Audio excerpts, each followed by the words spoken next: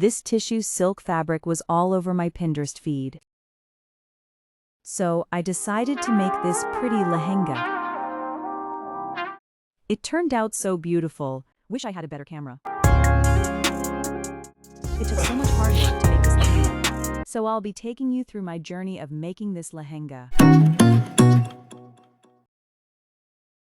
I got this fabric from Meesho. Budget for this outfit was $1,500.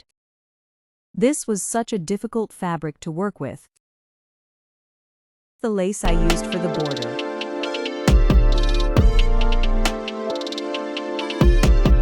I swear I can paint better.